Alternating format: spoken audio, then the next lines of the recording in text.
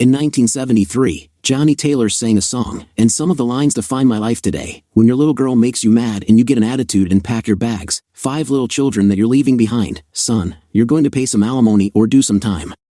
That's why it's cheaper to keep her. Help me say it, y'all, it's cheaper to keep her. Damn, he was so right. It is cheaper to keep her. I own my own business, and she didn't work, so alimony was a given. I had 2 girls that I loved more than my own life, so there was child support and the pain of never getting to see them. Plus, if she really wanted to get nasty, she could take half my business in lieu of alimony. I'd end up having to survive on about 30% of what I made. I left the lawyer's office depressed as hell, as usual. Charlene was about 3 steps ahead of me when I caught her. I've been seeing him for 8 months, and it hasn't hurt us, she said. He's a great lover, not better, not bigger, just different. I don't think I could choose between you if I had to, but think hard before you do anything. See a lawyer. Your life would be a living hell if we split, and I'd make sure of it. I looked at her as she sat calmly on the couch, describing my supposed new life. Who was this woman? She damn sure wasn't my wife, the woman I'd been with for 14 years, the woman I depended on and trusted more than anyone in my whole life. At least I won't have to sneak around now, she added. You'll still get the lion's share of my time and affection, but I won't neglect Jim either. He has needs, just like you do. I'll work out a schedule. That was all I heard before I got up and walked out. She followed me, yelling, until we were outside, but shut up immediately when she saw Mrs. Roseman, the sweet old lady who lived 2 doors down.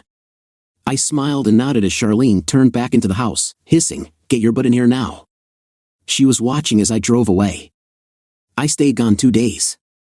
The smirk on her face when I returned almost made me turn around again. The girls were all over me, and I loved on them until bedtime. They were growing up fast, 13 and 11. After I saw the lawyer, I decided to bite the bullet for now. She brought me a beer after they were asleep. I put it on the table, knowing I'd never drink anything she gave me ever again. "I'm glad you came to your senses," she said. "I knew you would. We'll go on just like before, and no one will know. The only thing that will change is that one night each weekend, I'll be on a date, and I'll be home really late. But I will be home, so we don't worry the girls."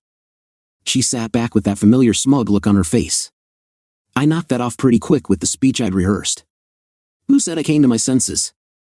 I started. Here's what's going to happen. I'll hang around for the next 4 years and 8 months until Marissa turns 18. Then I'm gone. Darcy will be just past 16, so she'll be able to cope, I hope. She might choose to live with me. Either way, I'll be gone. I paused for breath and continued before she could react. Effective now, that part of our marriage is over. If you left him tomorrow, I still wouldn't share a bed with you. That's gone forever. I make it a habit of not being with someone who is also with another man. You better get a job or have your friend cover your expenses. The girls get anything they want, but beyond living expenses, nothing will ever hit our joint account again. I knew that hit hard. Charlene never saw a sale she didn't like. Her closets, yes, plural, were full of clothes she'd never worn. By now, she was livid. "You pig! Why won't you get with the program? I still love you and want to share our life." "This is ridiculous," she shouted. "Things will remain as they are. This is not up for discussion." She got up and dropped her sundress, standing in front of me in nothing but thigh-highs and heels. "You'll never turn this down," she said, but I looked her up and down and replied calmly, "If this arrangement doesn't work out, you'd be quite popular on Patterson and Main," referring to the part of town where things got a little transactional. She grabbed her dress, sputtering in rage. "All right, if that's the way it's going to be, just remember in 3 months when you come around looking for sympathy, I'll make you regret it," she said as she stormed off to the bedroom, making sure to lock the door behind her. I gave her a few minutes, then kicked the door open. She was on the bed with her phone in hand, startled when I entered. She dropped the phone, and I knew who she had been talking to. I snatched it up. "Hello," I said into the phone, "I've got your number now. Pretty soon, I'll have your address too. Maybe we can talk about what we have in common. Don't worry about me coming after you. Being with my wife is punishment enough. But you should know, she's not one to stay loyal. She'll cheat on her lover the first chance she gets." The call disconnected, so I put the phone in my pocket. Charlene had regained her composure and was about to start yelling when the girls arrived home. They noticed the damaged doorframe and asked what happened. "Oh, this door has been sticking lately. Must be drawing moisture somehow. I'll fix it tomorrow. You guys go back to bed," I said. Charlene stayed quiet while the girls were there, but once they left, she started to argue again. I cut her off. "I'll be keeping your phone until tomorrow, and yeah, I'll be checking your accounts on the computer." She hissed at me as I walked away. "Good luck with that. My accounts are locked up tighter than Fort Knox. You won't get a thing." I smiled, knowing she had forgotten about the keystroke recorder we installed when the kids first started using the computer. I locked myself in the den, activated it, and soon, the printer was working away.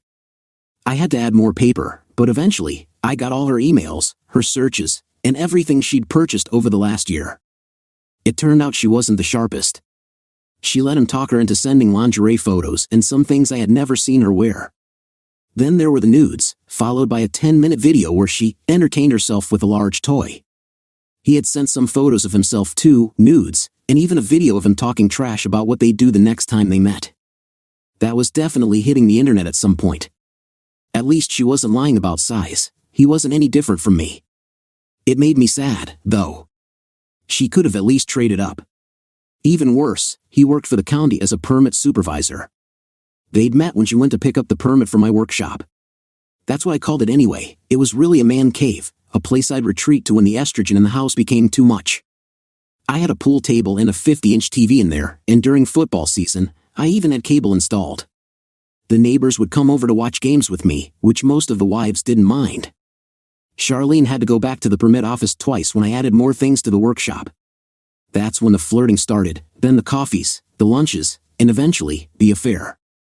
She didn't seem to resist much. If anything, she was often the one taking the lead. I locked all the printouts away and sent the photos and videos to my office computer, then went to bed, surprisingly sleeping well.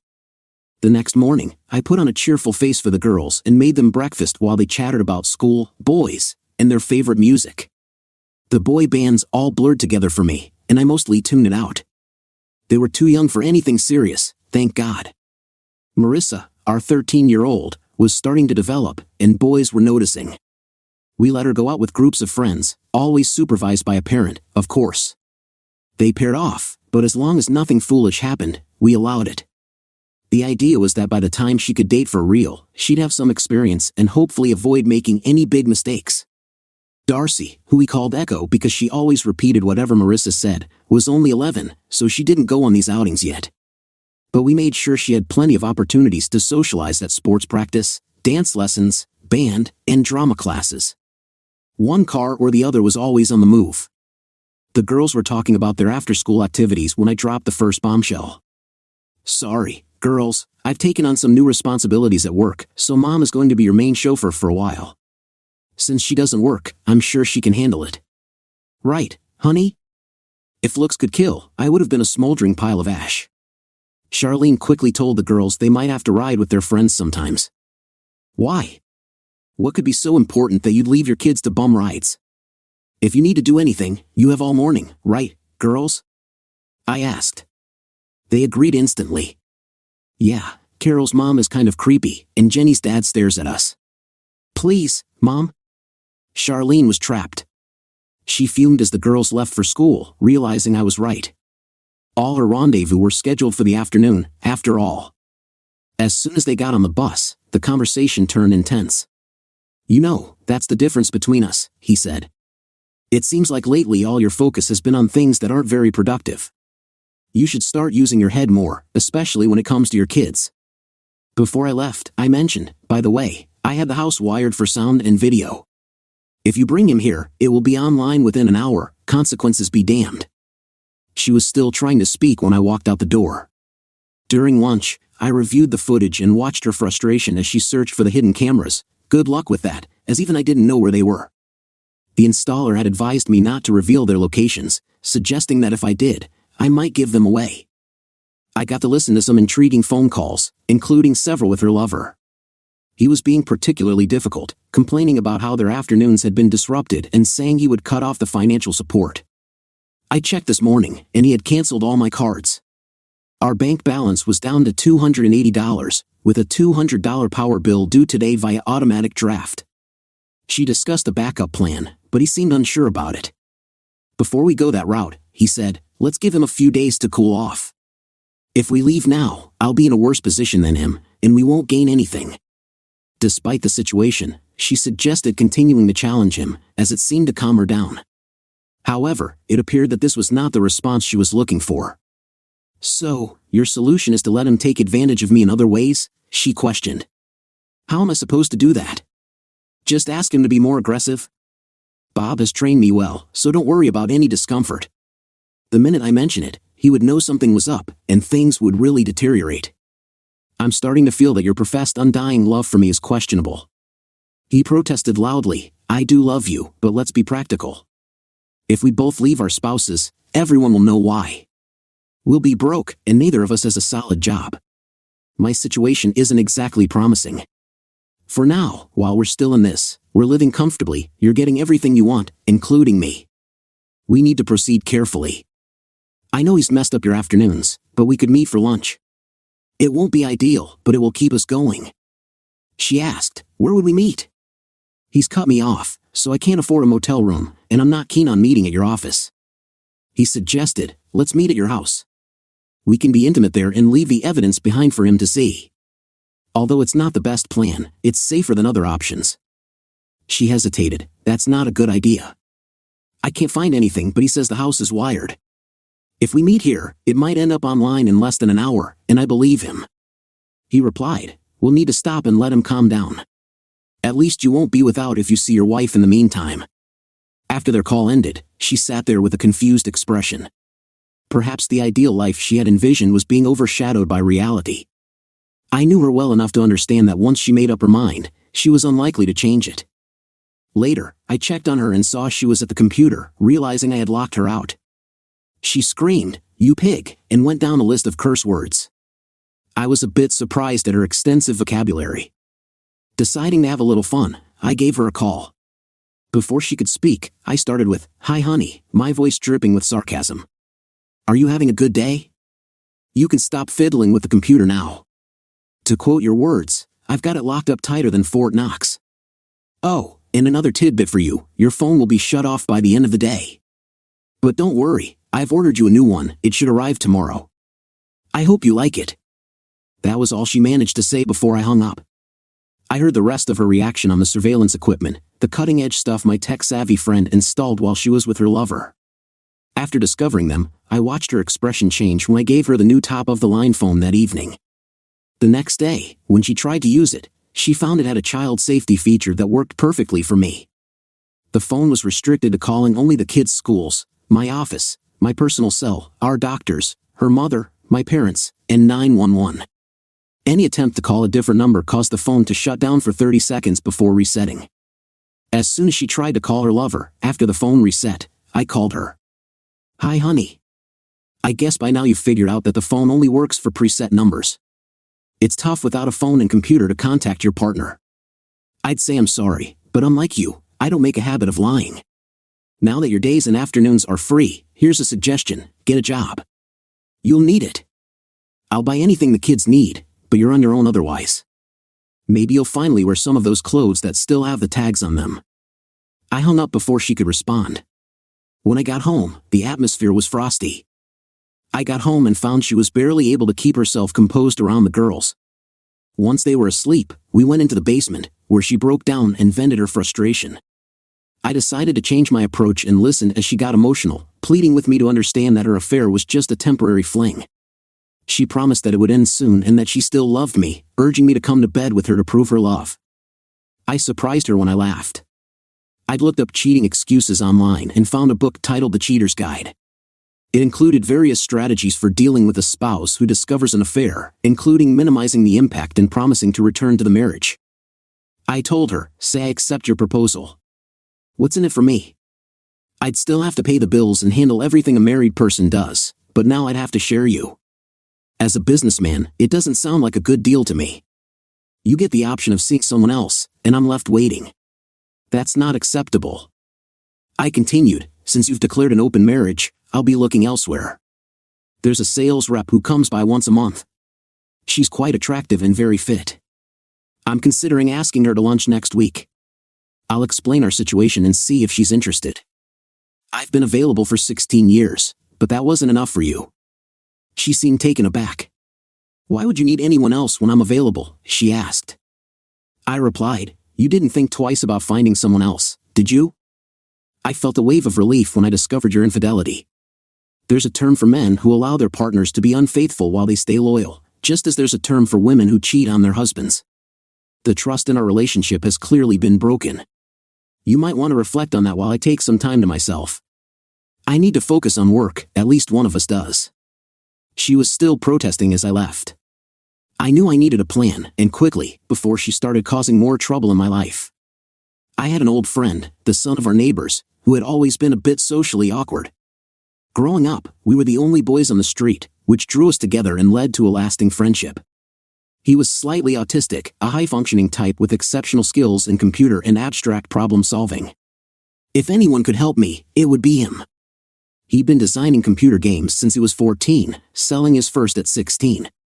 Now in his mid-30s, he still lived with his parents in a grand mansion worth over $60 million. With the success of his latest game, he was doing exceptionally well. Interestingly, he was married to another high-functioning autistic woman I had introduced him to a few years earlier at one of the rare parties I hosted.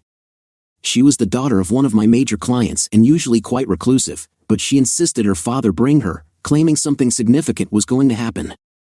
Though she was not very intellectually gifted, she was stunningly beautiful.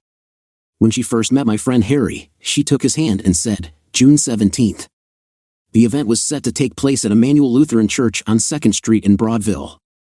Harry looked over at June, who smiled and took his hand. When someone asked him to introduce his bride and recount how they met, Harry blushed slightly, but June spoke up. I'm June Allison, she said, and we met right here at a party. That's the whole story. She didn't mention that it had been this very party where she had chosen her ring, and the next day, Harry had given her a credit card to make the purchase. They had been together for 8 years now, their daughter was 7, and my girls adored her like a little sister. It wasn't uncommon for me to come home and find Alexis's SUV in the driveway with the driver waiting in the kitchen, sipping coffee and chatting with Charlie. She would always brighten up when I arrived, greeting me with a grin. Shauna, a striking and accomplished former military professional with black belts in multiple disciplines, was part of the local law enforcement-sponsored pistol team and often won trophies. I had once employed her, finding her to be brilliant at her job, though she seemed frequently bored. June had come by one day to discuss a social event, and since I was in a meeting, Shauna kept her company. By the time I emerged from the meeting, I had lost an employee. It turned out to be a good match. Shauna moved into a small apartment in the mansion with a private entrance. Despite their wealth, Harry and June didn't venture out much. Shauna was about to quit again due to boredom when an unfortunate incident occurred. A criminal attempted to kidnap a wealthy family's child but was quickly thwarted when Shauna intervened, neutralizing the threat. The surveillance tapes showed the attacker brandishing a shotgun while trying to take the child, and Shauna's decisive action led to her being retained as the family's bodyguard and nanny. Charlie would often frown at our playful exchanges, which were always harmless, while Shauna would give me a hearty hug, lifting me off my feet, which made the girls giggle.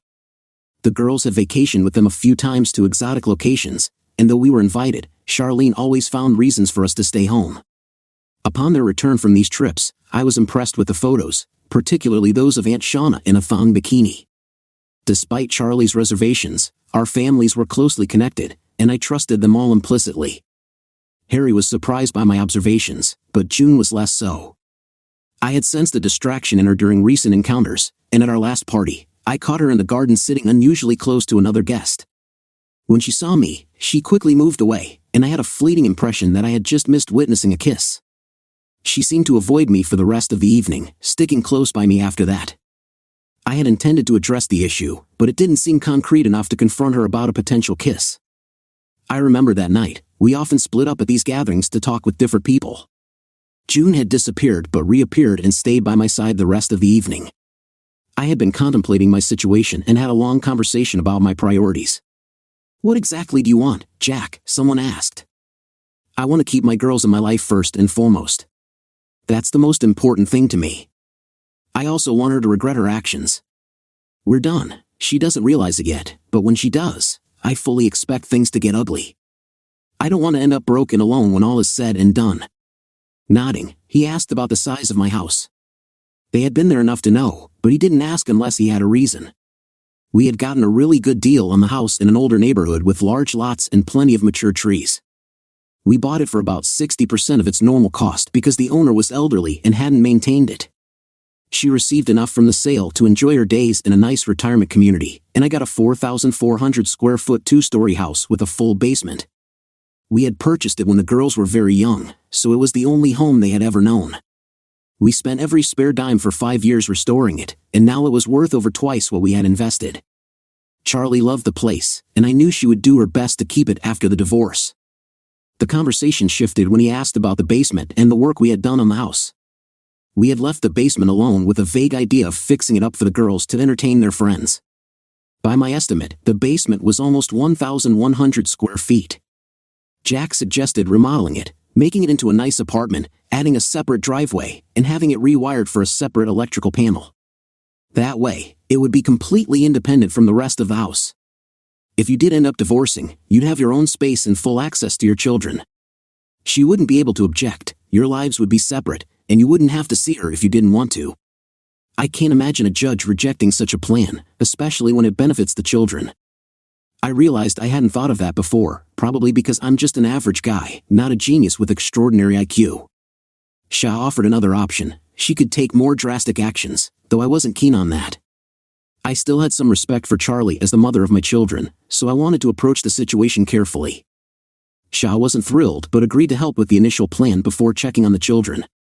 She hinted that she had a little crush on me and advised me to be cautious now that I was about to be single. I was surprised by this revelation. I had always liked Shah but had no idea she felt that way. It was relatively straightforward to manage the house since it was in my name alone, a necessity since I was the sole earner when we bought it.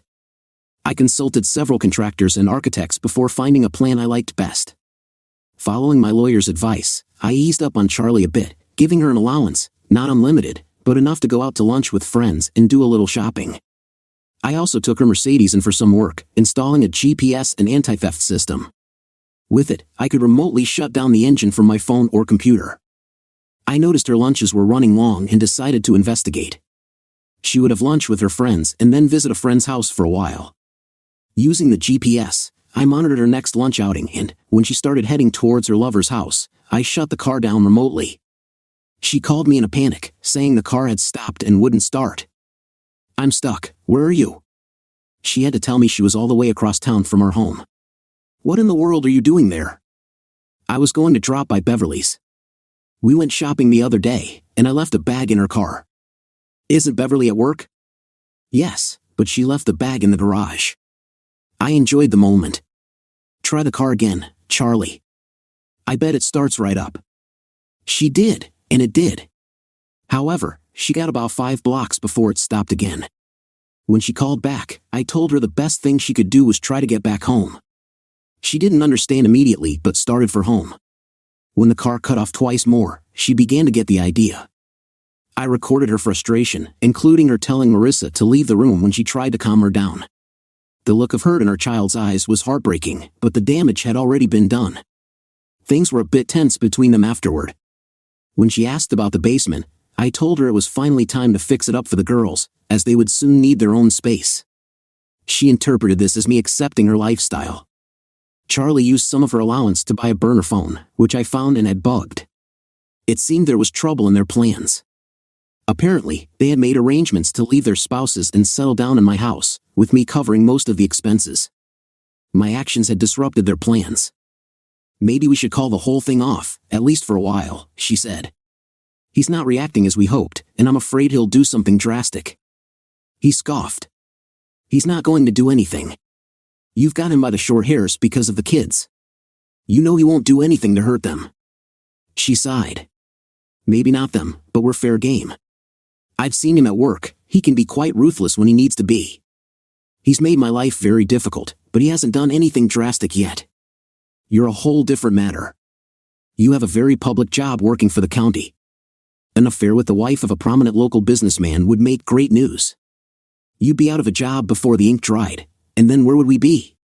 How would you explain it to your wife? Or have you told her yet that you're leaving her for another woman?" There was a long silence, and her tone had a definite edge when she spoke again. "I'm starting to think you've got more to lose than my husband." Man up and tell her before my husband does. Just because he hasn't acted against you yet doesn't mean he won't. He'll analyze every detail and hit you where it hurts most. You better be ready because it's coming. I don't want to see you for at least a month. We both need to think, and I need to repair as much of my relationship with my husband as I can. If we split up, I want him to be as forgiving as possible. I'm not going to push him too hard. He'll be fair, especially concerning the girls. I'm serious, a month, and I'll call you when I'm ready to talk. Well, they just handed me a month to finalize my plans, I thought. I decided to use the time wisely. The first thing I did was set up a meeting with the chairman of the county commission. He and my father had a long-standing business relationship. Although they weren't friends, their professional ties were solid, and he assumed the meeting was related to my business. He agreed to meet me for dinner at an upscale steakhouse out of town. I made sure he had a good meal and a few drinks before I got down to business. I'm thinking about moving my business. Fred, Hanover County has a lot of empty buildings that would fit my needs, and they're offering some attractive tax incentives. Fred's expression changed immediately. The idea of losing 89 jobs to another county was not appealing, especially since we had recently announced an expansion requiring another 30 or so workers. It would look bad, particularly in an election year. Why would you do that? The county has always had a good relationship with you. I'm not asking for any special concessions, Fred. The real issue is that the property I want has to be rezoned, and I anticipate difficulties with the permits. Fred seemed puzzled. The rezoning notices have gone up, and there haven't been any objections, so it should be a straightforward process. What makes you think there will be trouble with the permits? Because your permits and zoning manager is involved with my wife, and he knows I know.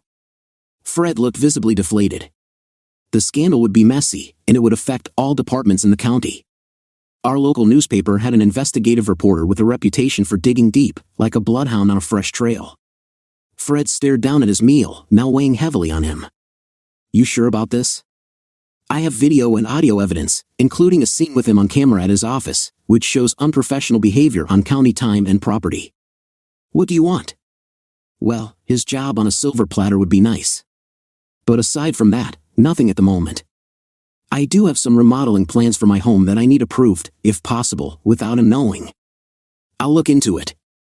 I'm sure there's some seminar or training the county can send him to. 3 days should be enough. That would be helpful, Fred. I'll wait until after the elections, but then I plan to take further action. I trust that will give you enough time to address the situation. We parted ways, knowing our professional relationship had changed permanently. From now on, Fred would likely dread any request for a meeting. Another relationship damaged due to the complications with Charlie. There was indeed a seminar, and I had the contractor push the paperwork through under his name. Work began the following day. Charlie showed little interest, likely preoccupied with other matters. To her credit, she tried to mend our relationship, giving me a long speech about feeling bored and less appealing as a woman. She explained her actions as a mistake during a low point in her life and assured me it wouldn't happen again. I told her, what's going to happen when the girls grow up and leave for college? You'll be left alone, bored. Instead of ruining our marriage, you could have found a more productive outlet, volunteering, joining a book club, or getting a fulfilling job. Her response was a mix of tears and frustration. I won't touch you. Our relationship is on life support. It's only a matter of time before it ends. For the next few weeks, she made an effort to be a model wife and mother. We went out as a family and even took a long weekend trip to Disney, which the girls and Charlie enjoyed, though I hated it. The only tension arose at night. I had arranged the bedroom with 2 queen-size beds to make it clear we wouldn't be sharing. Despite her efforts to rekindle our intimacy, I remained distant, even pushing her away one night when I woke to find her next to me. Charlie hinted strongly at divorce, so I served her with legal separation papers. Knowing the confrontation would be tough, I took the girls out of school early and took them to the park. They weren't babies anymore and sensed something was wrong, but didn't know which parent was at fault. I gently explained that their mother and I were having problems and that I would be moving out. They burst into tears, hugging me and begging me to stay. I cuddled them until they calmed down. I won't be going far, my babies. I could never live without you, but I'm moving out of the house and into the new apartment I built in the basement. Technically, I'll still be in the house, but it will be completely separate. That's why I put twin beds in the second bedroom. It's not as nice as your rooms now, but it will always be there for you. Here are your keys. I just ask that you don't let your mother get her hands on them." They smothered me with kisses, happy that I would still be close by, but they were still sad about the separation. I cheered them up a bit by promising them a shopping spree on Saturday to decorate their new room however they liked. When we got home, I sent the girls into the basement to check out their new room and see what it needed. When Charlie met me at the door, shouting at the top of her lungs, I knew I had made the right decision. Her outburst was so loud that the neighbors called the police. On my lawyer's advice, I stayed out of the house, even though it was wired for security. I showed the police officer my copy of the separation papers when she asked about the argument. I made it clear that while the separation was legal, it stemmed from Charlie's actions, not mine. Yes, I have evidence, including video and photos of unprofessional behavior in the office. If you need proof, I can provide it, I said. Charlie looked angry and defensive. So what? That doesn't mean he has the right to leave me and our children. The officer asked to see the house. I led her around, unlocking the privacy fence I had installed. Charlie wanted to come, but the officer asked her to stay outside for a moment. I showed the officer the apartment, and she seemed impressed. However, when we opened the door to the girls' room and found them huddled together on the bed, crying quietly, it was a heart-wrenching sight. I spent a few moments comforting them. "Mom's just having a tough day," I said. "I'm sure she's calmed down by now, right, officer?" The officer nodded solemnly but smiled at the girls. "Your father is right. She's much calmer now. Your dad and I are going to talk to her some more to make sure everything's okay." The officer and I stepped outside to talk. "It must be tough for you right now, but you've done the right thing for your girls," she said. "Always put the children first. If my first husband had been half the man you are, I wouldn't still have such strong feelings about him." Charlie was calmer when we returned, assuring the officer she wouldn't have any more outbursts. She claimed that she loved me so much and that this was tearing her heart apart. "Put the welfare of the children first," the officer advised. "How you handle this will influence the way they see both of you for the rest of their lives. And remember, it's just a separation, not a divorce yet. You'll need a lawyer for any court-related questions." Charlie waved goodbye to the officer as she drove off and then turned on me. "Living room, now," she hissed before stomping into the house. I used the opportunity to lock the gate behind me and went inside, securing the upper door with 2 deadbolts and 3 safety latches. The lower door was similarly fortified, chosen for its soundproofing qualities. Charlie could scream as much as she wanted, and we wouldn't hear it. The girls stayed with me until bedtime. I assured them that Mom was fine and would calm down soon. Once they were asleep, I called Charlie. "Shut up and listen. The girls are coming through the front door in a few seconds. How you act around them now will determine your relationship with them later. So, do what I did, think of them first." I hung up, and the girls didn't call, so it must have been a quiet night. Charlie did get a lawyer and maxed out the credit card I left her, arranging an emergency hearing with a judge. The judge, a woman in her late 40s with weary eyes from dealing with family disputes, listened carefully. "Mr. Sears, why did you file separation papers?" "Your Honor, my wife has been involved with another man for at least 9 months, by her own admission. When I found out, she made it clear she had no intention of ending the affair and expected me to accept it.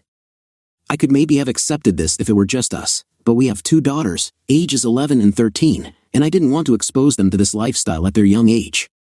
If my wife disputes this, I can provide video and audio proof, all legally obtained." The judge looked at Charlie, who hung her head, and then turned back to me with a slight smile. "I hear you've moved out of the home. How far away would you estimate you were from your daughters?" "About 6 steps, ma'am. I remodeled our basement into a separate apartment. It's completely independent from the rest of the house. I have no reason to go into the main house except by invitation, and my wife has the same restrictions, invitation only." The judge turned to Charlie.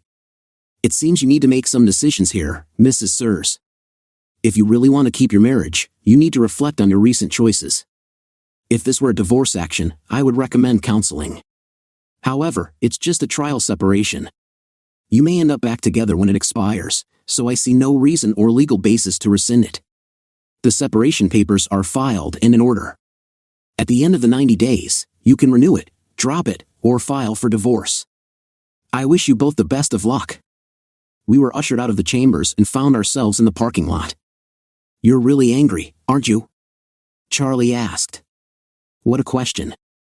"I am, though not as much as I was. What I feel most now is sadness. I always thought the only way we'd ever be apart was when one of us passed away. Now I know that won't happen. My anger wants me to say I wasted my years with you, but we have the girls, so it wasn't a waste. I was in the car before she could respond. I looked in the rearview mirror as I pulled out of the lot, seeing her in her car, weeping violently. In the past, I would have been comforting her, telling her that whatever happened, we would always be there for each other. Now, I just sighed and turned right. For the next 3 weeks, we coexisted, her upstairs, me downstairs. Charlie was upset when the girls refused to let her into my apartment, trying to pressure them, but they held firm. One day, I knocked on her door. She seemed surprised to see me, as I hadn't spoken to her since the court hearing. Before she could speak, I gave her instructions. Follow me. The girls have been learning to cook on the gas grill and made us dinner. Come on, and don't mess this up for them. She followed meekly. The girls, in oversized aprons and chef hats, hugged her and led her to our picnic table where we had a meal of herbed roast chicken, grilled veggies, corn on the cob, and tomato salad. They even had dessert, a cheesecake they made from a mix. Charlie, to her credit, said nothing negative, complimented the girls on their culinary skills, and helped clear the dishes. After dinner, I showed her around the apartment, including their room. Marissa had started sleeping downstairs most of the time, while Echo stayed upstairs except on weekends. I knew the apartment was smaller than what they were used to, so I gave them limited access to the man cave.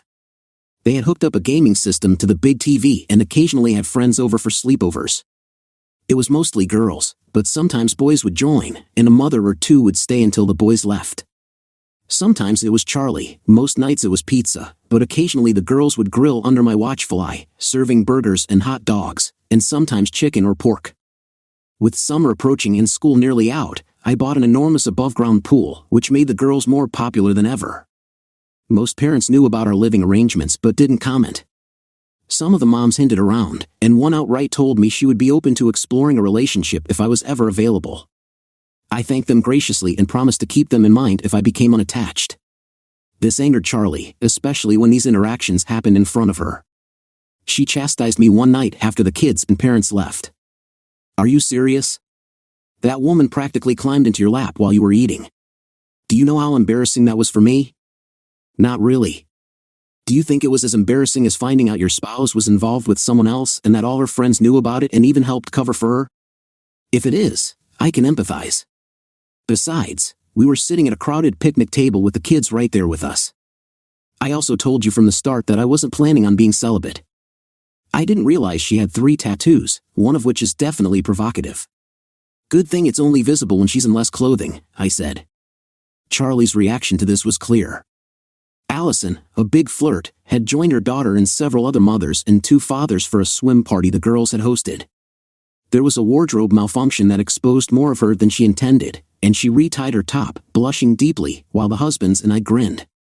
Charlie looked stricken. This was not a situation she had expected to handle. To deal with it was all, of course. I was not going to do anything that would give her ammunition in the divorce when it came. Still, it felt good yanking her chain. I tried to avoid any contact with Charlie, although I still monitored her phone calls and videotaped her daily life. Apparently, going from having multiple lovers frequently to none at all for 3 months was taking a toll. She seemed to have an extensive toy collection that I was never aware of. It was kind of unusual but also sad in many ways. After she found her release, she often cried herself to sleep. She still had her burner phone, unaware that I had bugged it and removed the restrictions from her regular phone. I remember seeing the shock on her face when a telemarketer called, and her hastily calling everyone she could think of to verify it was fully functional. She took it as a sign that I was thawing and things would get better, rather than realizing it was the end of our marriage. If she had thought about it, the fact that I no longer cared if she talked to her lover or not should have given her pause. The elections had come and gone, the county manager had retired, and the new appointee promised the commissioners he would trim the fat out of all the county budgets. Bob was quietly let go. He railed at the manager and appealed to the county commissioners. They met him in a conference room and played the clip I had given them of him making inappropriate remarks in what was plainly his office while discussing what he was going to do with Charlie when they got together next. Here's the situation. Bob, the holder of this video, has threatened to go public with it and sue the county for allowing a manager to conduct an affair and use county resources for personal matters. To make it go away, all we need to do is fire you without a recommendation. If we don't, we risk embarrassment and probably have to pay you a substantial amount to settle. Additionally, we'll make sure you're charged for as many offenses as our attorney can find, which would likely ruin your chances of ever working for another county or municipality and make it very hard to find any management position in the private sector. Do us all a favor, Bob, consider it a lesson learned and walk away. He had no choice, and the local paper didn't even make a note of his departure. He basically just disappeared. Charlie called me, waffling between anger and remorse. Did you have to do that? He's got young children. How is he going to support them? I said, I'm sorry about his children, but his wife has a good job now, and with child support, she should be fine. She's not a stay-at-home mom anymore. Seems she has a degree in accounting and a local company hired her quickly. I hear it's a really good job. Charlie responded, who would have hired someone who's been out of the workforce for 6 years and given them such a good job? I replied, me, before hanging up. Bob's wife was a plump, pretty woman with a perpetual smile on her face.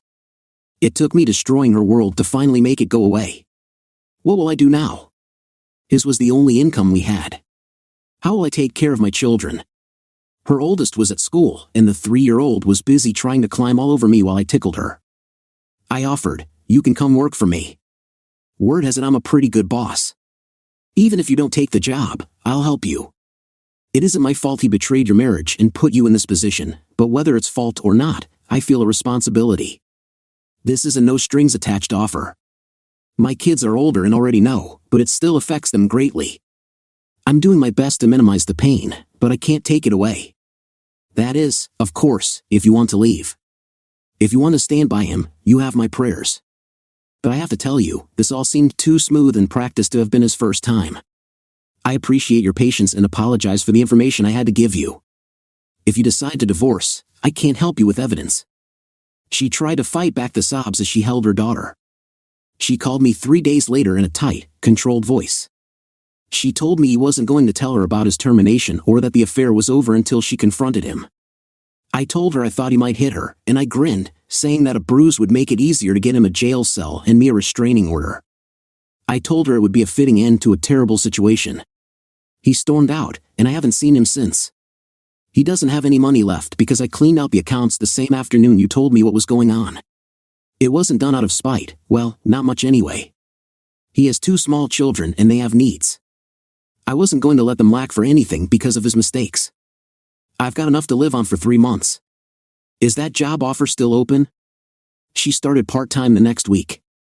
I was delighted to see how sharp she was, and we worked out a deal where she would be in the office half the time and work from home for the remainder of her hours. This helped her tremendously with childcare. My staff weren't oblivious, and when Charlie's picture disappeared from my desk to be replaced by more of the girls, they understood. They even offered cautious condolences, except for one person. Misty, who despised Charlie because she believed Charlie was trying to come onto me and had caused a scene at a company party, left in tears. I confronted Charlie the next morning, giving her a severe talking to after she sobered up. Reflecting on it, I realized it was right around the time she started her affair with Bob. It seemed to be a case of transference. If she was having an affair, then so was I. I had to threaten to cut Charlie off financially for a month before she came to the office and apologized to Misty. Misty accepted the apology, and they hugged to show there were no hard feelings. I could see most of their faces, and the pats on the back seemed to be looking for a spot to insert a knife. Charlie came into my office grinning and said, I heard you can fire me if you want, boss, but I'm glad you're too good a man for that. She added, you never saw it, but she was always catty towards the women here when you weren't around. We're going to cut the cards over who's going after you first. I never told you, but I was a dealer at casinos on the coast during my college years, and if I get my hands on the cards, those other women won't have a chance. I like romantic movies, French food, and long, relaxing massages with warm-scented oils. Misty was a trim redhead, confident, and knew how to dress to get noticed without violating office standards. She was 12 years younger than me and in a serious relationship with a nice guy. I figured she was going to marry sooner or later, and I'd already promised I'd walk her down the aisle and pay for the honeymoon within reason, so I knew she wasn't serious. I shocked her by bantering back, since we're alone, I might just take you up on that offer. I've always wondered if your carpet matches your drapes. Her hand flew to her mouth, and she giggled as she fled to the door. Turning back, she looked me in the eye and said, it would match, but I took up the carpet, deciding I liked smooth floors better. If you don't believe me, ask Jerry. I promised her it would be our first topic of conversation the next time we were together, and I listened as she laughed all the way down the hall. It made me grin the rest of the day, and I wasn't as serious as I had been before. The other ladies noticed, and Misty must have mentioned it because every time I got moody or angry, one of them would say something to cheer me up. I knew it was getting out of control when our 60-year-old receptionist told me she was from a different generation and asked how I felt about my office being redecorated. Charlie was getting desperate, climbing the walls alone, with no lover, no husband, and no outlets except lunches with her friends. After I almost destroyed the marriage of her best friend by telling her husband all about the affair and letting Charlie use their home, none of her friends would even talk about her situation, and they certainly wouldn't help her. A month later, I answered the door to see Charlie on her knees, begging me to just talk to her. I considered about 20 really cruel responses before I opened the door wider and walked back into the living room. She followed a few seconds later, looking around cautiously as if she were afraid of an ambush. When she saw the beer, she nodded, so I got a glass and poured one for her. She tasted it and gave the glass a closer look. "What is this?" "It's a true Bock imported beer. If you don't like it, I have several other varieties you might find interesting," I replied. "Have you turned into a lush?" she asked. I looked at my watch, 3.5 minutes before she managed to annoy me. "No, I haven't turned into a lush. I've decided to go for quality rather than quantity. These are sipping beers, not guzzling beers. It usually takes me about 2 weeks to go through a 12-pack. I'm afraid it's rubbed off on the girls. If you looked into my fridge, you'd see craft sodas, root beers, and exotic fruit flavors being the most popular. What about you? Been hitting the wine harder?" I knew from the camera she was drinking almost a bottle a night, far more than she did when we lived together. She blushed, surprising me by being honest. "Yes, I have. I find it helps me get through the lonely nights. But I've realized it and have been cutting back." "Why would you be lonely?" "Lover boy is officially semi-single. Why not go out and play, scratch the itch, as it were?" She looked appalled. "Wouldn't that bother you?" "No more than when you did it while we were still living together. At least you're legally separated and he's in the process of a divorce, so the stigma will be considerably less." She looked down in shame. "We haven't been together in a long while. To be honest, the thrill is gone. The sex, especially since we had to sneak around, was pretty good. I think it was more the rush of a secret than the actual act. After you found out, it wasn't nearly as satisfying. I knew Bob was long gone, taking a job in a small county half a state away. The pay was about 2/3 of what he made here, and his child support was based on his old salary. I bet it was a strain making those payments every week. If she wanted to play, one of them would have to drive at least 3 hours. Besides, she said, I know by now you understand a lot more than you admit, so I'm sure you know he's out of the picture. To be honest, the thought of being with him again kind of turns my stomach. If I had it to do over again, I wouldn't give him the time of day. He wasn't worth what he cost me. He didn't cost you a thing, Charlie. You racked up that bill when you threw him in my face and threatened to take everything away from me if I didn't agree to let you continue, I said. She started sniffling, with little sobs that threatened to turn into full-blown crying. For some reason, it pissed me off. Stop it, Charlie. All the crying in the world isn't going to fix this. You must have come down here for a reason. What do you want? She raised her head with a surprisingly determined look on her face. I want one thing, you. I want you back. I want you to hold me and tell me everything will be just fine. I want you and the girls with me, all wrapped up in quilts on that big couch, eating popcorn and making fun of the movie we're watching until they fall asleep, each holding onto one of us. I want to feel loved again, not empty and hollow, just marking days. I know my promises mean nothing to you now, but I'm begging you to give me a chance to start fresh, to make it up to you. That little speech seemed to take a lot out of her. She sighed, standing up. Think about it for a while. I don't expect an answer right now. Before I go, will you hug me, just for a second? Charlie looked lost and miserable, so I wrapped her up, letting her cry on my shoulder for a few minutes. She finally pulled back, thanked me, and left. I sat on the couch for a long time until Marissa came in and asked where dinner was. I pointed to the menu posted on the corkboard beside the refrigerator. Pick, I said. She must have called Darcy because she came down, and they debated over Chinese, fried chicken, pizza, or burgers before deciding on Creole. You can call your mom, see if she wants to join us, That is if you want to. Darcy ran back upstairs and, 10 minutes later, returned with Charlie on her heels. They debated until I reminded them that if they didn't call soon, it would be too late. They opted to pick it up and took off, coming back with a movie they had rented and asking if we could watch it in the man cave after dinner. I ate my black and blue salad, savoring the blend of blackened steak and blue cheese crumbles, watching them chatter and taste off every plate, including mine. Darcy had gotten brave and ordered gator bites, which weren't bad. After dinner, we trooped out to the building and all sat on the leather couch, both kids between us like old times. They had chosen a romance, and I made fun of it until Darcy poked me in the ribs, telling me to be quiet so they could enjoy it. Neither girl saw the ending until the next day because they both fell asleep, snuggled up to us. I looked over to see Charlie crying softly, trying not to wake Marissa. We kissed them awake, and I sent them home with their mother, saying I wanted to stay there for a little while. Even Charlie gave me a goodnight kiss as they left. I sat there a long time, thinking about whether I could ever trust her again, what I would do if I did, and whether my heart could take another hit like that. Sleep was a long time coming, and they found me still on the couch in the man cave the next morning. I went in and showered while they finished the movie. I have to admit, Charlie really tried. She cooked my favorite meals and didn't complain when I didn't always accept her invitations. The relationship with the girls grew stronger, especially when school rolled around and she took them shopping. I always gave Marissa one of my cards, and Charlie, true to form, wore it out, even buying herself an outfit or two. I didn't complain, it was nowhere near what she used to spend. She still had her allowance and one card and was learning to live on the budget I had given her.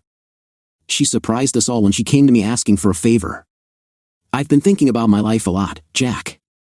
I think I'll take your advice and either get a job or find something worthwhile to volunteer for. If I do, will you watch the girls if I need you? I gave her a nice hug and praised her. She had also been going to the gym, and it was starting to show. She was getting her pre-soccer mom shape back. I always complimented her on her progress and even gave her extra money for workout gear and a few new outfits. We were back to sleeping together, starting when we watched a pretty risque movie one night, accompanied by too much wine. It was good. Charlie had always been good, especially when she was a little tipsy. We woke up a few hours later, happy the girls were spending the night with friends. We enjoyed each other's company fully. I woke to her being very attentive, and she refused to stop until I was completely satisfied. It was surprising since she used to dislike that, but then again, she used to avoid other men as well. I couldn't help but voice my insecurities, and she turned bright red. I still don't know how I feel about this. This is the first time, and I did it as a thank you for last night and the fact that we've been getting along better, she said. I felt like a jerk and apologized, thanking her for her gift. She smiled and then ran into the bathroom to brush her teeth. Where do we go from here? I asked. She was genuinely surprised by my question.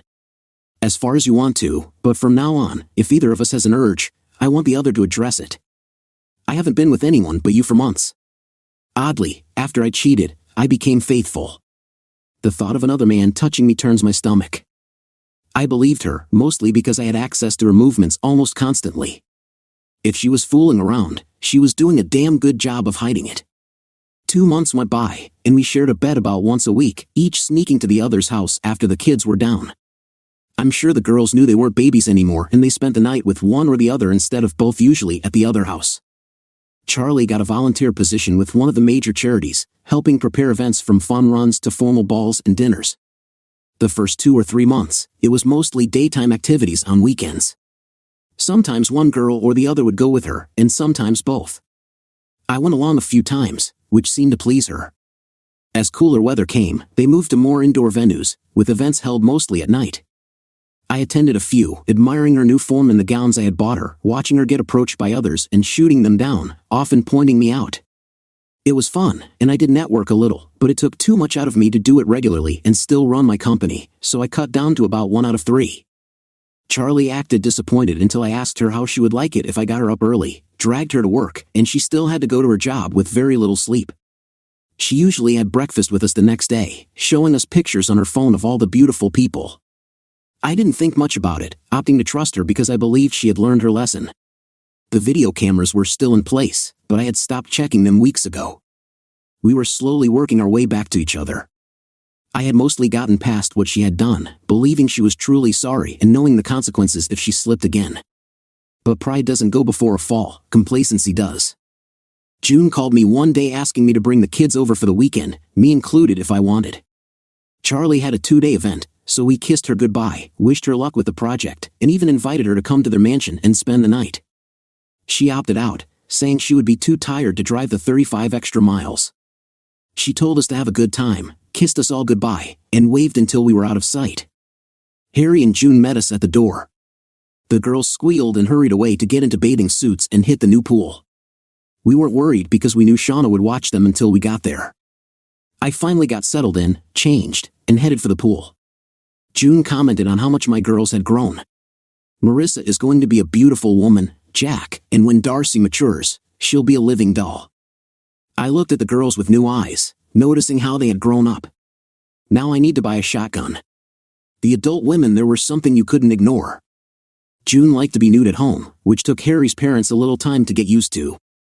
For the sake of the girls, she had on a conservative bikini, while Shauna wore an almost invisible bottom, only noticeable because of the contrasting white stripes molding into her body. I couldn't help but stare. I asked June why Shauna seemed cool toward me. You're pretty much an idiot when it comes to women, Jack. You know that, right? Shauna is upset because she sent you all kinds of signals when the troubles with Charlie started, and you never responded. I know with your old-fashioned sense of honor, you wouldn't even touch another woman until you were divorced, but she doesn't understand why you didn't just cut Charlie loose. If I had, I would have been as bad as Charlie. Besides, I was doing everything with the kids in mind, and I couldn't afford any hint of scandal if I went for full custody. How are you and Charlie getting along? June asked. Much better. She doesn't sit around the house now. She exercises, is a lot more conservative with money, and even volunteers for a major charity. I still haven't moved back in, but we have occasional sleepovers. I have high hopes for the future. Harry sighed and June wouldn't look me in the eyes. We need to talk, Jack, after the girls are down for the night. That ruined my mood for the rest of the evening. The girls didn't notice my quietness and rushed off after dinner to see a movie in the 32-seat media room. Shauna was watching them, making sure they got to bed. With a quick kiss, they were off. We went into the bar, a room set up like an old-time Western saloon. Harry got us a couple of beers and June a glass of the wine she favored. I tasted the wine, expecting something exceptional for $600 a bottle, but to me, it tasted the same as a $20 bottle. We sat sipping, knowing better than to rush them. They would get to what they wanted to say in their own time.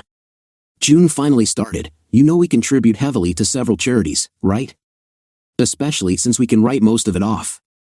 We'd much rather give it to an organization that might actually better the world than let the government waste it. Charlie has hit us up a few times in her new position, and we always send a nice check. I suddenly knew I wasn't going to like where this was going. We sometimes go to the events held for these charities, sort of as a show of support. Their reasoning is that if we support it publicly, it may influence others. About a month ago, we attended a black tie dinner, $1,000 a plate, all proceeds going to the charity. Charlie was there behind the scenes coordinating everything. She was busy, and we didn't get a chance to speak. I don't think she even realized we were there. The night was almost over, the tables cleared, and the orchestra was playing for those who wished to dance. We were about to leave when I saw her again. June showed me a picture of Charlie in a dress I hadn't seen before. It showed off her figure quite well. But I wasn't really looking at the dress. Instead, I noticed the man she was with, David Duncan. David Duncan, June said, answering the unasked question. He's pretty well off and a known flirt. He goes to these things hoping to score and likes to seduce married women. He's very good, Jack. He's even tried his lines on me once or twice before giving up. I used the facilities and went back to Harry, showing him the picture. We blended into the scenery, which wasn't hard in a crowd of 500. The men were all dressed in tuxedos, and the women in gowns. We got a few more pictures, some of which were inappropriate. That's why we wanted you here. It's not our life, but you are one of our oldest friends, so we decided to tell you. What you do with the information is up to you. We didn't want you to repeat a mistake most couples would have never spoken about due to some obscure belief about bearers of bad news. We wanted to give you information in time to consider your choices. If there was some way to convince the rest of the world to think this way, it would probably be a much better place. I nodded, lost in thought. The first betrayal had hurt me badly, but this one, after all we went through and all the promises she made, hit me hard. Without a doubt, our marriage was over. Emotions hadn't hit yet, so I thanked Harry and June, excused myself, and went to bed. I figured I'd stay awake half the night, but when my head hit the pillow, I was out like a light.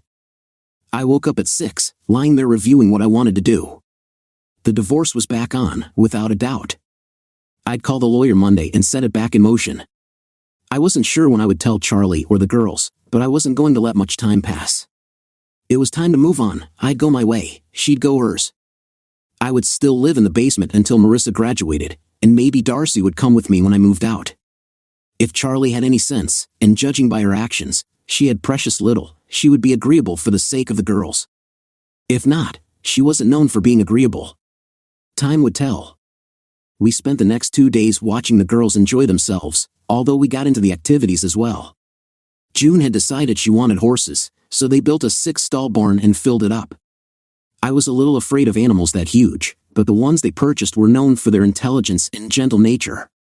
Harry discovered he was allergic to horses, so June, Shauna, the girls, and I saddled up, spending a pleasant morning ambling around. June had a picnic delivered to their gazebo by a pond, which could just as easily be considered a small lake. Harry met us there with fishing rods, and I bowed out of fishing for a few hours before heading back. The pond was well stocked, and we both believed in catch and release, so we enjoyed the fight the base gave us before removing the hook as gently as possible and sending them back to grow bigger for the next fight. While we fished, we talked business.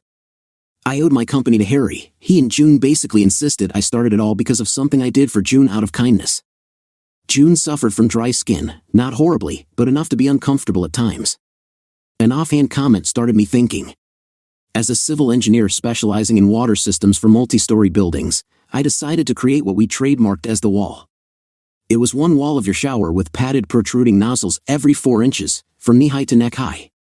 They would pulse and vibrate while dispensing first soap and water, then rinse water, and finally body lotion. It would wash, massage, and apply lotion all at once, a one-stop shop for cleanliness. A side effect was that when someone leaned into the vibrating heads, the experience could be quite pleasant. The pressure and temperature of the water, the intensity of the vibrations, and the heat of the lotion were all controlled from a small touchpad computer on the shower door, with up to 6 programmable preferences for every family member. Although this wasn't mentioned in advertising, a few articles in women's magazines praised the feeling of cleanliness it provided. Harry allowed me to install the prototype for June, and she loved it so much that she showed it to her friends. This led to a stream of women visiting to try it out. Eventually, Harry wanted his bathroom back and told them to get their own.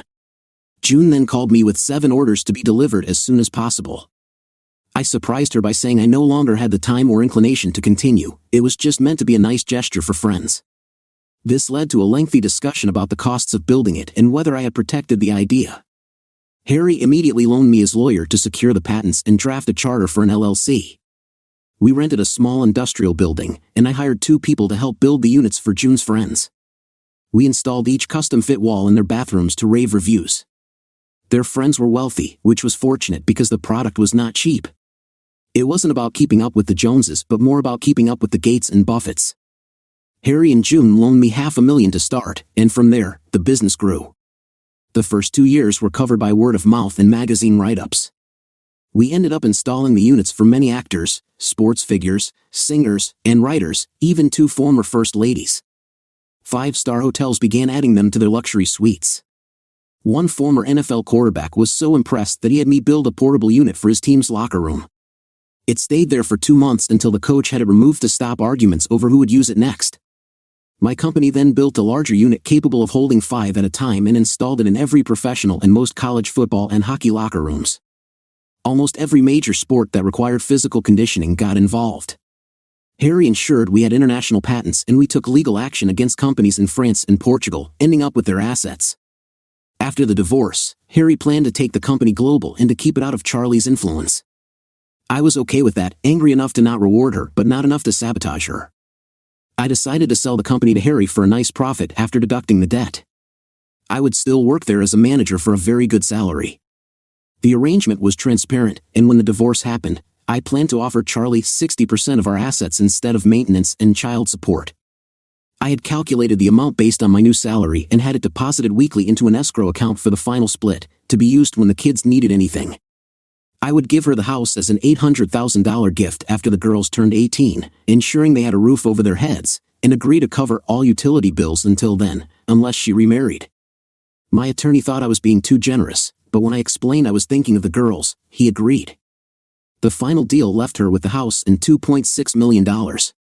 It would be hard for her to refuse. Nevertheless, she did refuse. I watched on the surveillance cameras as she was served at the dining room table. The first envelope contained the divorce petition, the second, intimate photos of her and her new lover. I left her a note. I was ready to forgive you, Charlie, thinking you had learned your lesson and would never stray again. I guess I was wrong. It's a lesson for me, once a cheater, always a cheater. The deal I'm offering is very good. You'll come out smelling like a rose. Just sign the papers, and we'll both move on with our lives. There's no need to fight for custody, we'll share it jointly until they reach adulthood. I'll continue living in the apartment until Marissa is 18, and Darcy can decide where she wants to live when she's 16. Please read the paperwork and take it to a lawyer of your choice. Don't be foolish, it won't do you any good and will only cost you money. You may want to hang on to, and good luck with any future relationships you pursue. Just don't use me as a reference. I've sent the same photos to my lawyer, who has also shared them with his wife.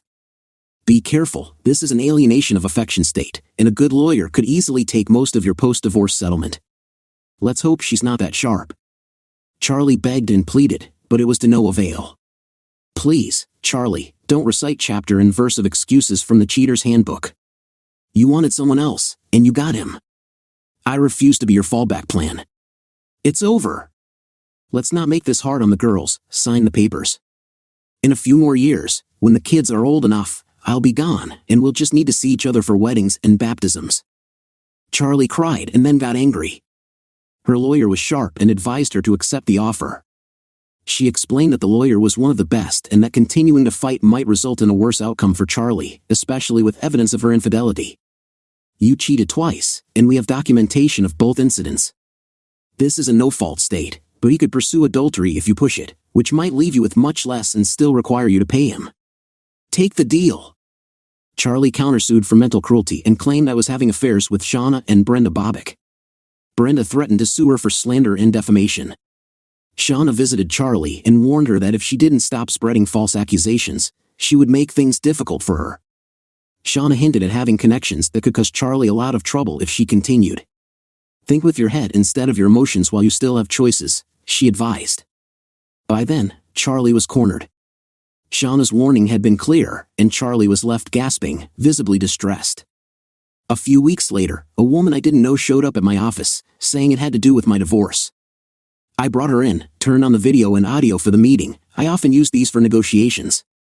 The woman was very attractive, about 10 years older but looking my age. I'm sorry for showing up unannounced, Mr. Sears. I'm Barbara Duncan. I believe your wife knows my husband. It clicked, her husband was the one involved with Charlie. I took her hand. I find myself in an awkward position, Mrs. Duncan, having to apologize for my wife's actions. She shook her head. I'm pretty sure it wasn't your doing, and I know it wasn't mine. It was two adults, both with a history of cheating, who probably seduced each other.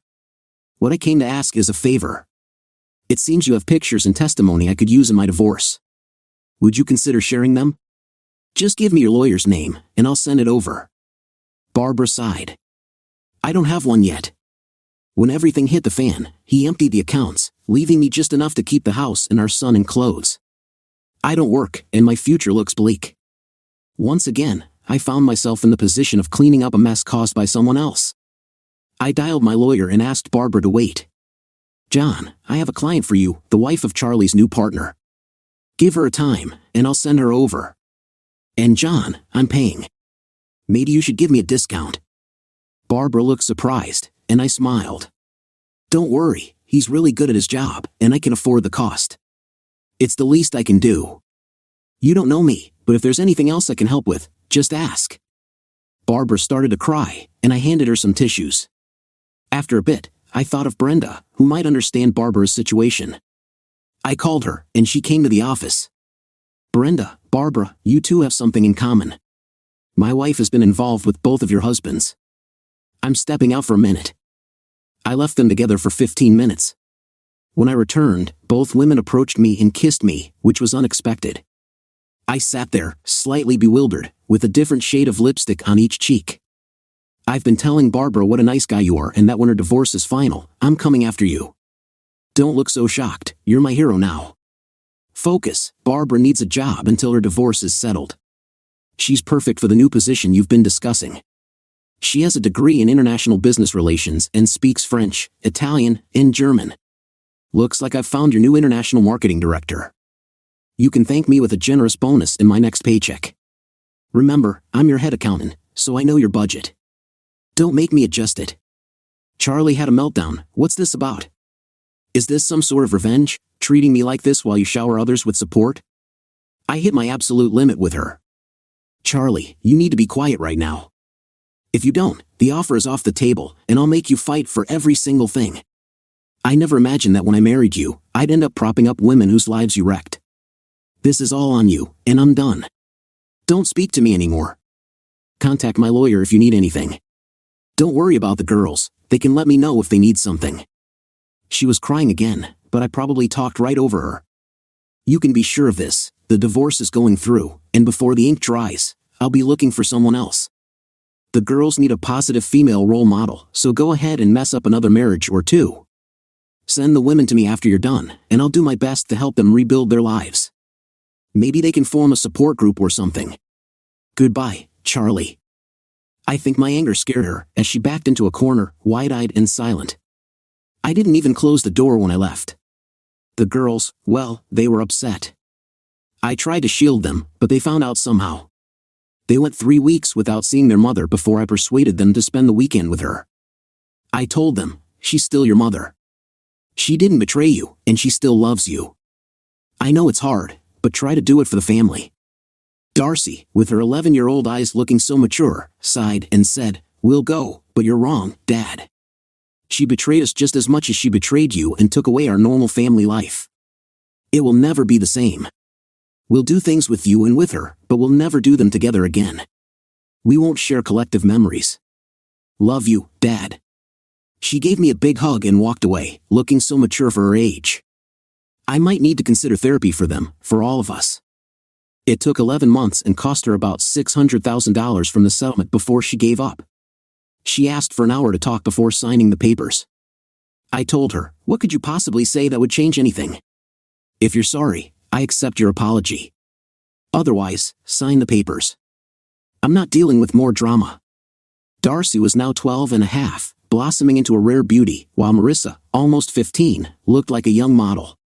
People still came over for pool and man cave parties, and when boys showed up, their mothers kept a close watch. Charlie never offered to come. I was still paying all the bills for the house and would continue until the youngest went off to college. I had adjusted the petition slightly. Instead of going to Charlie, the house would be sold, and the profit split evenly. Charlie would still have enough to live comfortably if she managed her money wisely. As soon as the divorce papers were signed, Brenda came after me. I tried to be gentle, saying, I'd love to, Brenda, but you work for me, and if we didn't click, it could become very awkward. She replied, I'll quit. You'll get my resignation in a moment. I laughed. You love your job, and although you're really good, no one will pay you what I do. I could marry the bank, she said, but it would be a long time if it ever happens. Please stop, I said. She sighed. Well, I had to try. I wore something special today just for you. Those things are uncomfortable. She reached under her skirt, removed a piece of clothing, and handed it to me. Here's a memento of what you turned down. Think about me the rest of the day, knowing I'm not wearing anything under this skirt. As she twirled and left, I caught a glimpse of her. I put the item in my desk drawer. Barbara took her shot. She said, I'm not looking for a relationship, I just need some fun. It's been almost a year, and I'm tired of solo solutions. I knew she was flying to France the next morning. I replied, keep control, Barb. Maybe you'll find a Frenchman and fall for him, or at least enjoy some time together. She sighed, good thing I talked to Brenda. I'm not wearing a thong, but I'm not wearing anything under this dress either. Just so you know, it's none of your concern. I'm still dealing with the fact that I'm really single. Brenda found another accountant, and they're still working together.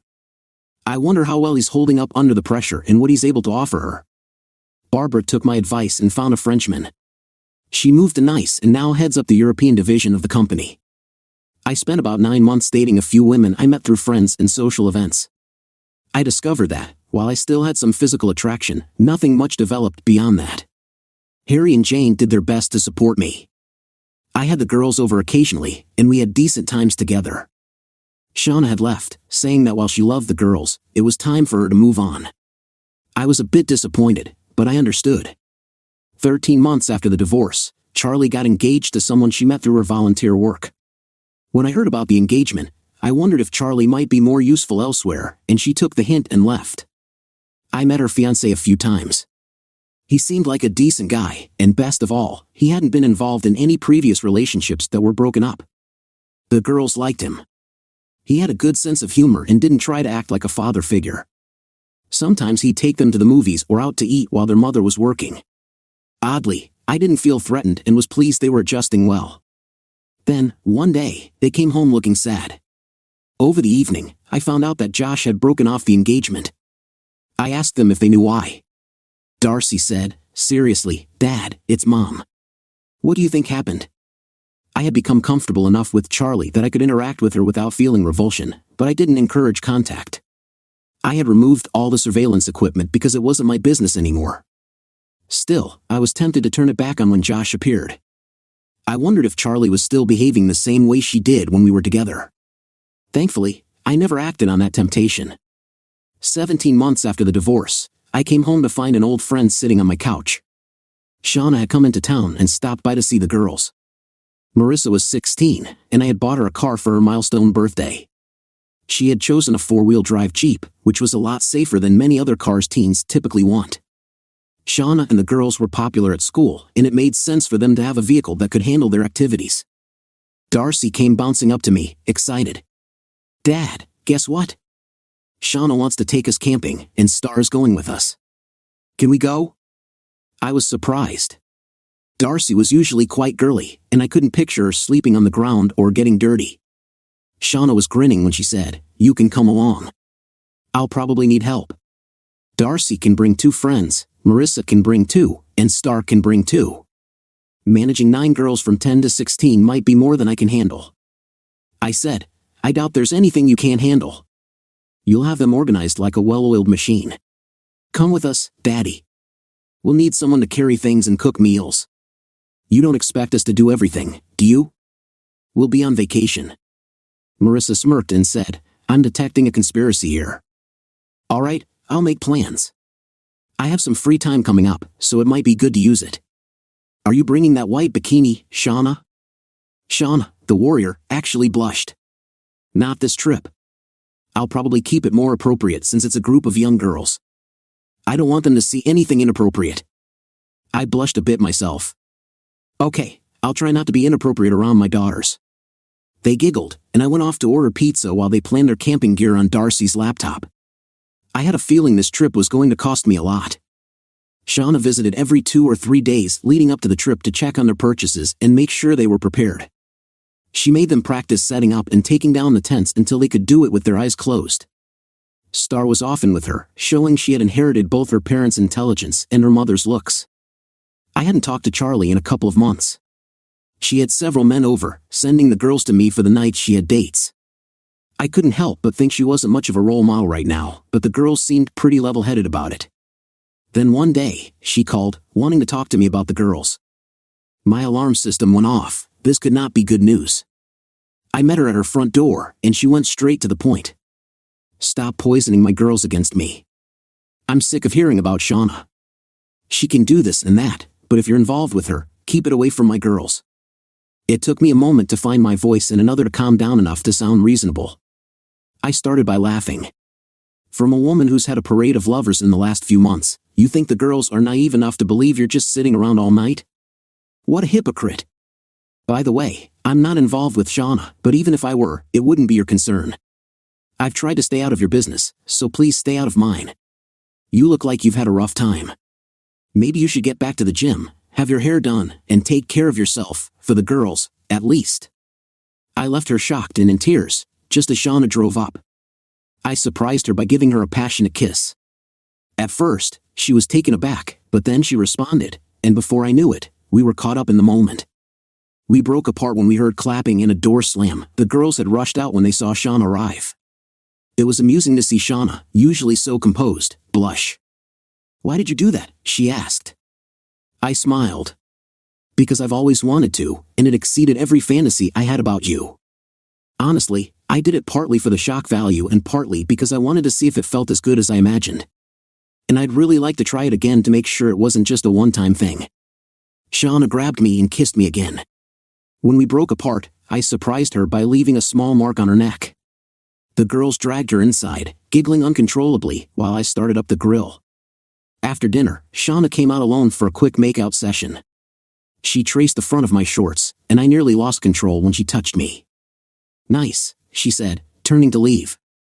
At the gate, she paused and said, "You shouldn't have kissed me because now that I know you're interested too, it's on. And you better be ready. Don't try running." "Does it look like I'm running?" I shot across the yard, picked her up, and gave her another kiss, along with a playful pat on her rear. She smirked and said, "That was nice." "Please, sir, may I have another?" I watched her walk away, admiring her confident stride. The girls were all over me when I got inside. "Back off, kids. I have no idea what I'm doing or where this is going. Let me try to process this before we talk about it." They smirked and walked around humming the wedding march for the rest of the week. I checked everything on the list Shauna had given me. Coordinating this trip took a lot of effort, but Shauna had Star and her 2 friends in her 4-wheel drive vehicle, while Marissa had her 2 friends and Darcy with her friends in another. I drove one of the company trucks, loaded with gear. According to Shauna, it took 4 hours to reach our destination, but it was worth it. We were completely isolated. It would take 30 minutes to drive to the nearest bathhouses. Shauna took charge and set up the tents. I was responsible for organizing the food into bear-proof containers, which wasn't comforting. The coolers would be locked in the vehicles at night, and Shauna sprayed bear repellent around the site and vehicles. I also had to assemble the charcoal grill. By lunchtime, we were all set. Lunch was cold cuts and sodas. The girls giggled and eyed the lake as they put on their bathing suits. I drove back to the marina to get the keys for the largest pontoon boat available. After an hour of instructions, I took it out, figuring that with 9 girls and 2 adults, it wouldn't be overloaded. When I returned, I saw the girls and Shauna lounging on blankets in their swimsuits, soaking up the sun. I realized how much the girls had grown and how my time with them was growing shorter. Marissa would be off to college in 2 years, and Darcy not long after. My nest would truly be empty. I noticed Shauna lying on her stomach in a swimsuit top, which was undone. As the blood diverted from my head, I thought that maybe it wouldn't be so empty if I followed my heart. I sat down beside her, and she murmured a greeting, handing me some lotion and asking me to do her back. Her skin was surprisingly soft and supple. I finished her back, and she flipped her long black hair out of her eyes, grinning and telling me to do the rest. "You have no idea how badly I'd love to do that, but we have an audience," she said, looking over at the 9 girls who were watching, with the older ones grinning. She sighed, sat up, and tied her top. It was almost as nerve-wracking watching her lotion herself as it would have been if I had done it. I decided that a dip in the cool waters of the lake was just what I needed. Shauna smirked, and Marissa and her friends grinned as I dove into the lake. I cooked for them while they played. Shauna had brought some games that required a lot of physical activity, and they screamed and ran until they were ready to drop.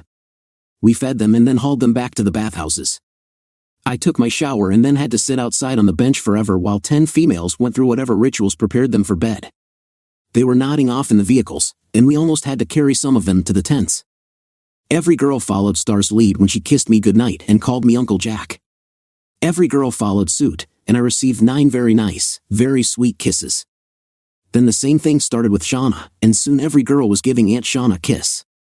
We expected them to stay up, but the exercise had served its purpose, and they were all out like a light within 30 minutes. Every 10 had a snore. Shauna and I walked down to the lake with a couple of chairs and sat in the moonlight, enjoying the quiet.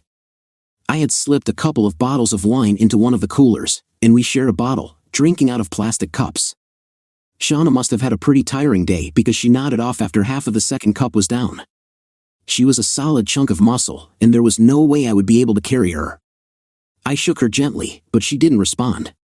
I leaned over to speak into her ear without waking the girls, but the opportunity was too tempting, so I nibbled her neck, planting gentle kisses down to her shoulder blades exposed in her short little sundress. She moaned slightly and shifted, turning her head to kiss me slowly, gently savoring the moment. She finally pulled back, smiling and stroking my cheek. "You can wake me up like that anytime you want, honey. Now help me up, we need to hit the rack. Those girls will have us up at the crack of dawn." She held out her hand, and we walked back to the tent. I stopped outside, suddenly realizing there was only one tent. Shauna saw me hesitate and tugged gently. "It's just for sleep, Jack. I'm pretty vocal when I get started, and I have no intention of damaging 9 young minds. Now come on." I was even more surprised to see a double-height queen-size air mattress with 2 sleeping bags opened and zipped together. "I sleep on the left side," she said as she turned out the lantern. I heard a rustling sound and realized it was her dress hitting the floor.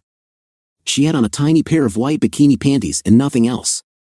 She slid in and threw the cover back. "You coming?" I didn't even hesitate, dropping my shorts and sliding in beside her in my boxers. She gave me a quick kiss, turned over, and spooned to me, dragging my arm over her tummy. She snuggled until she was comfortable and was out instantly. It took me a while because I had to work the iron bar in my boxers into melting, but eventually, sleep found me. I woke up to giggling, still spooned to her. Shauna was arching back into me while keeping my hand firmly where it was. Giggling, she reached down and gently grabbed my morning wood. If we were alone, I'd have ways to manage that situation, but with young girls around, I had to handle it on my own. I hurried up because I could hear stomachs rumbling. Breakfast needed to be prepared. A few minutes later, I stumbled out, and Darcy showed me the primitive bathroom just behind the tree line that I hadn't known about. It was basic but adequate, and Shauna had the foresight to bring a large container of water and sanitizing soap. I was pretty good on the grill, but Shauna took over breakfast, delegating tasks to the older girls. Soon, the sound of sausages frying filled the air while I chopped peppers, onions, and ham for omelets. Shauna brought out the largest cast-iron frying pan I had ever seen, heated oil, and made the best pancakes I had ever tasted, using buckwheat flour and fresh blueberries. We enjoyed a hearty breakfast, and then Shauna had everyone help clean up, washing dishes, picking up trash, and packing away utensils and food until it looked like we'd never been there. Shauna then pulled out a couple of fishing rods and walked down to the lake with every girl in tow, teaching each of them how to fish. There were plenty of small bream in the cove, so everyone caught something. Endless pictures were taken, and the girls made it clear that we would be visiting a store like Academy or Dick's very soon. We relaxed until nearly lunch, and then drove back to the marina. Shauna had them wear sneakers and cover their swimsuits with shorts and tees. They thought it was because we were taking them to lunch at the marina restaurant. Oddly enough, the place featured Italian cuisine, with plates of spaghetti, ravioli, huge meatballs, and other assorted dishes. The little girls could really pack it away. We then had them walk down to the piers to admire the boats. There were a lot of squeals when they realized the big one was for them, and they excitedly boarded, although there was some moaning when Shauna made them put on life vests. "We have a student driver," she said, grinning at me. "Best not to take any chances." We cruised around slowly until everyone got comfortable.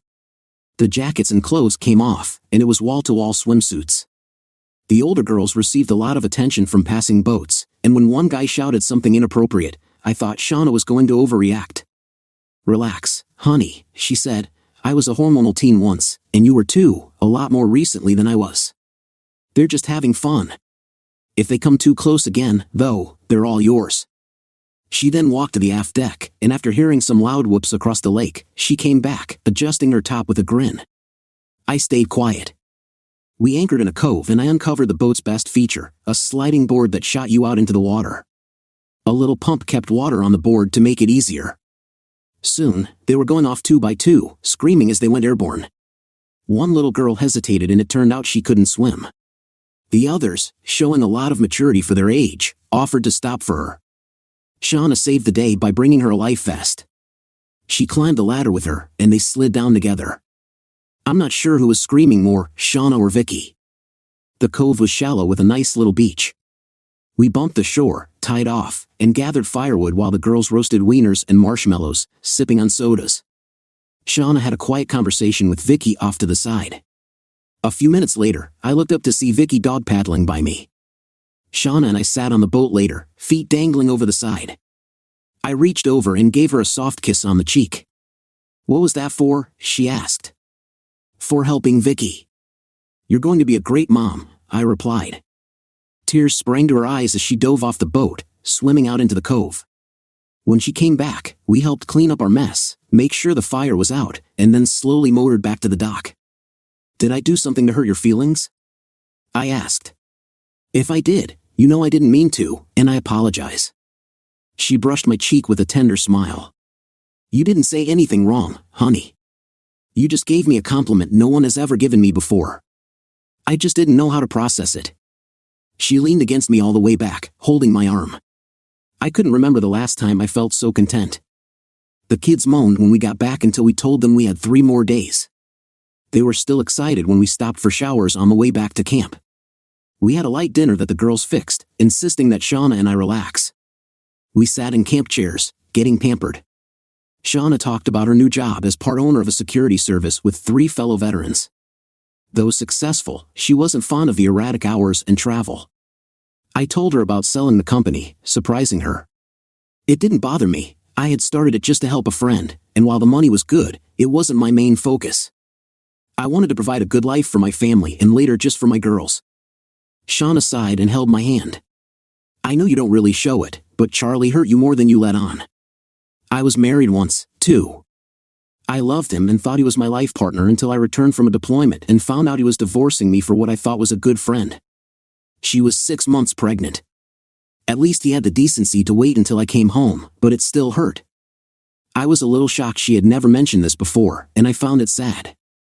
"Charlie taught me a lot about channeling pain," she said, and I could understand. We lay in the chairs until dinner was served. I was glad my girls had learned to use a grill because many others were clueless. Shauna and I washed up while the girls sat around the fire, singing as one of Marissa's friends played guitar. It didn't sound bad sitting in the dark with no one else around to judge. We tried to wear out the pontoon, and the girls insisted that, for their combined birthday presents, we get one of our own. I didn't fight the suggestion at all. Shauna and I shared a bed for the next 3 nights, sleeping in our underwear.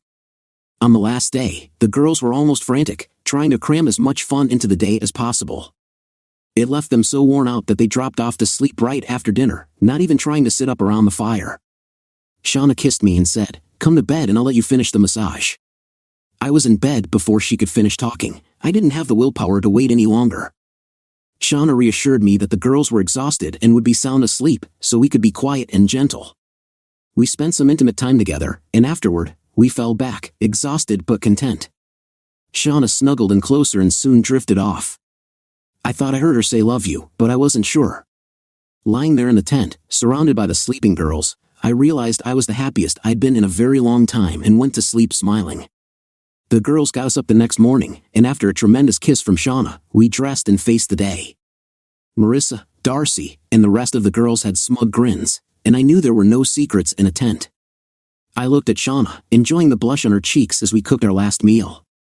After everything was packed, we made sure we left the camp in better shape than we found it and took home memories that would last a lifetime. In a move that I'm sure was planned, Marissa drove Shauna's SUV, another girl drove hers, and Shauna rode with me. We drove, holding hands, feeling no need to speak. An hour from home, Shauna finally spoke. "I've thought about this a lot over the years. Truth be told, we could go home, date, and dance around how we feel about each other, but I'm going to be straightforward.